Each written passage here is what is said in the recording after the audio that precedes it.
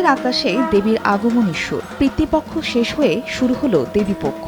ঠিক 7 দিন পর শুরু হবে দুর্গাপূজা। এটি হচ্ছে আপনার পিতৃপক্ষ এবং দেবীপক্ষের একটা সন্ধিক্ষণের সময়। মার আগমনী বার্তা আমরা প্রতিটা ঘরে ঘরে পৌঁছে দিয়েছি। শঙ্খ আর উলুধ্বনিতে মুখর ব্রাহ্মণবাড়িয়ার পূজা মণ্ডপ। পুরোহিতের কণ্ঠে উচ্চারিত হয় চণ্ডীপাঠ। দেবীকে মর্তধামে আমন্ত্রণ জানান সনাতন ধর্মাবলম্বীরা। চণ্ডীপাঠ, আগমনী গান এবং মায়ের ভক্তিমূলক গানের মাধ্যমে মাকে বরণ করেছি। পুরো পৃথিবী পুরো বিশ্ব যেন একটা শান্তিতে একটা আপনার বিরাজমান করে, সেটাই আমাদের আজকে মায়ের কাছে প্রার্থনা। লাল সাদা রঙের শাড়ি পরে আগমনীর গানে বরিশালে শুরু হয় মহালয়ার আনুষ্ঠানিকতা। দেবীর আগমনের মধ্য দিয়ে পৃথিবীতে শান্তি ফিরে আসবে বলে বিশ্বাস ভক্তদের। বেশ ভালো একটা সময় কাটতেছে, আমরা পূজার জন্য অপেক্ষা করছি।